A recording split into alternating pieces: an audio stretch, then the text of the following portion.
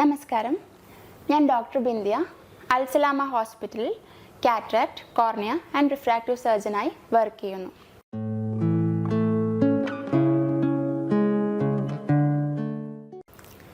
ഇന്നത്തെ നമ്മുടെ വിഷയം നേത്രദാനത്തിനെ കുറിച്ചാണ്. എന്താണ് നേത്രദാനം?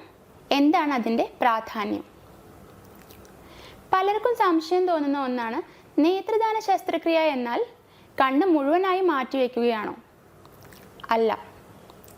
കണ്ണിൻ്റെ നേത്രപടലം അഥവാ കൃഷ്ണമണി മാത്രമാണ് നമ്മൾ നേത്രദാന ശസ്ത്രക്രിയയിലൂടെ മാറ്റിവെക്കുന്നത്. എന്താണ് അതിൻ്റെ പ്രാധാന്യം? ഇന്ത്യയിലെ കണക്കനുസരിച്ച് പ്രതിവർഷം 1,00,000-ൽ പരം ആൾക്കാർക്ക് നേത്രദാന ശസ്ത്രക്രിയയുടെ ആവശ്യം വരുന്നുണ്ട്. എന്നാൽ ചെയ്യുന്നതാകട്ടെ വെറും 25,000 ശസ്ത്രക്രിയകൾ.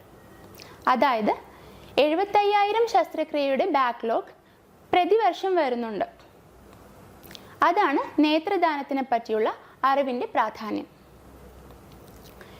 എങ്ങനെ നമുക്ക് നേത്രം ദാനം ചെയ്യാം? ഒരാൾക്ക് നേത്രം ദാനം ചെയ്യാനുള്ള ആഗ്രഹമുണ്ടെങ്കിൽ ഏറ്റവും അടുത്ത നേത്ര ബാങ്ക്, അതായത് ഐ ബാങ്കിൽ പോയി ഐ ഡൊണേഷൻ പ്ലെഡ്ജ് ചെയ്യേണ്ടതാണ്. അതായത് എനിക്ക് നേത്രദാനം ചെയ്യാൻ സമ്മതമാണ് എന്ന് എഴുതി കൊടുക്കേണ്ടതാണ്. ഇനിയിപ്പോൾ നമ്മൾ എഴുതി കൊടുത്തില്ലെങ്കിൽ കൂടെ നമ്മുടെ ബന്ധുമിത്രാദികളോട് അറിയിച്ചിരുന്നാൽ നമ്മുടെ മരണാനന്തരം അവരിൽ ഒരാൾ ഐ ബാങ്കിലോട്ട് അറിയിച്ചു കഴിഞ്ഞാൽ ഈ നേത്രദാനം എന്ന പ്രൊസീജിയർ അവർ നിർവഹിക്കുന്നതാണ്. ഐ ഡൊണേഷൻ പ്ലെഡ്ജ് ചെയ്തിരുന്നാൽ കൂടെ മരണാനന്തരം ബന്ധുക്കൾ കണ്ണെടുക്കാൻ, അതായത് നേത്രം ദാനം ചെയ്യാൻ സമ്മതിച്ചില്ലെങ്കിൽ ഇന്ത്യയിലെ നിയമം അനുസരിച്ച് നമുക്ക് നേത്രദാനം ചെയ്യാൻ സാധിക്കുകയില്ല.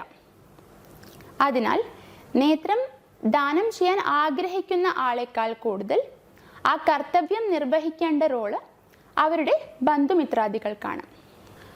ആർക്കൊക്കെ കണ്ണ് ദാനം ചെയ്യാം? പുസ്തകങ്ങളിൽ പറയുന്നത് 2 വയസ്സ് മുതൽ 80 വയസ്സ് വരെ എന്നാണ്. പക്ഷേ നമുക്കറിയാം 80 വയസ്സിൽ എല്ലാവരുടെയും ആരോഗ്യം ഒരുപോലെ ആയിരിക്കില്ല. അതിനാൽ 2 വയസ്സ് മുതൽ മുകളിലോട്ട് ആർക്ക് വേണമെങ്കിലും കണ്ണ് ദാനം ചെയ്യാവുന്നതാണ്. ദാനം കിട്ടിയ കണ്ണിൻ്റെ ക്വാളിറ്റി അളക്കാൻ വേണ്ടി നമുക്ക് പല പല ടെസ്റ്റുകൾ ലഭ്യമാണ്. ആ കിട്ടിയ ടിഷ്യൂവിൻ്റെ കോശങ്ങളുടെ ക്വാളിറ്റിയും ക്വാണ്ടിറ്റിയും അളന്നതിന് ശേഷം നമ്മൾ ദാനം കിട്ടിയ കണ്ണുകൾ ഗ്രേഡ് ചെയ്യുന്നു. ABC എന്ന് ഗ്രേഡ് ചെയ്യുന്നു. പ്രത്യേക സർജറിക്കായി ഓരോരോ ഗ്രേഡ് ഉപയോഗിക്കണമെന്ന കർശന നിബന്ധനകൾ ഉണ്ട്. ആർക്കെല്ലാം കണ്ണ് ദാനം ചെയ്യാൻ പറ്റില്ല? അതായത് ചില പ്രത്യേക വൈറസ് ബാധയായ HIV virus, hepatitis B virus, hepatitis C virus, rabies virus എന്നീ വൈറസ് ബാധയുണ്ടെങ്കിൽ നമുക്ക് കണ്ണ് ദാനം ചെയ്യാൻ സാധിക്കുകയില്ല. അതുപോലെ തന്നെ ബ്ലഡിലൂടെ പകരുന്ന പല ക്യാൻസറുകൾ എന്നീ രോഗങ്ങളുണ്ടെങ്കിൽ കണ്ണ് ദാനം ചെയ്യാൻ സാധിക്കുകയില്ല. മരണാനന്തരം 6 മണിക്കൂറിനുള്ളിൽ നമ്മൾ കണ്ണ് ദാനം ചെയ്യുന്ന ആ പ്രൊസീജിയർ നിർവഹിക്കേണ്ടതാണ്. 6 മണിക്കൂറിന് ശേഷം നമുക്ക് ചില പ്രത്യേക പ്രൊസീജിയറിന് മാത്രമേ ഈ ദാനം ചെയ്ത കണ്ണുകൾ ഉപയോഗിക്കാൻ സാധിക്കുകയുള്ളൂ. പണ്ടൊക്കെ ദാനം കിട്ടിയ കണ്ണുകൾ നമുക്ക് 3 മുതൽ 5 ദിവസം വരെ കേടുകൂടാതെ സൂക്ഷിക്കാനുള്ള ഫെസിലിറ്റീസ് ഉണ്ടായിരുന്നുള്ളൂ. എന്നിരുന്നാൽ ഇപ്പോൾ 10 മുതൽ 14 ദിവസം വരെ നമുക്കവ സൂക്ഷിക്കാവുന്നതാണ്. ഒരാൾ കണ്ണ് ദാനം ചെയ്തു കഴിഞ്ഞാൽ 2 കണ്ണുകളിൽ നിന്ന് 4 പേർക്ക് നമുക്ക് കാഴ്ച നൽകാൻ സാധിക്കും. കൃഷ്ണമണിക്ക് 5 മുതൽ 6 ലെയേഴ്സാണുള്ളത്.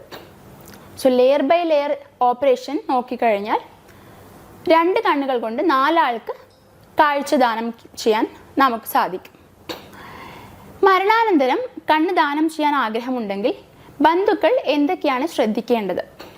ഐ ബാങ്കിലോട്ട് നമ്മൾ വിളിച്ചു പറഞ്ഞതിന് ശേഷം മരണപ്പെട്ട ശരീരത്തിലെ കണ്ണുകൾ മൂടി വയ്ക്കുക, ശരീരം വെച്ചിരിക്കുന്ന റൂമിലെ ഫാനുകൾ ഓഫാക്കുക, മരണപ്പെട്ട ശരീരത്തിൻ്റെ തലഭാഗം പൊക്കി വയ്ക്കുക, അതേപോലെ കണ്ണിൻ്റെ മുകളിൽ നനഞ്ഞ ഒരു വൃത്തിയുള്ള തുണി അഥവാ കോട്ടൺ കണ്ണിൻ്റെ മുകളിൽ വയ്ക്കുക എന്നിവയാണ് ബന്ധുക്കൾ ചെയ്യേണ്ടിയിരിക്കേണ്ടത്.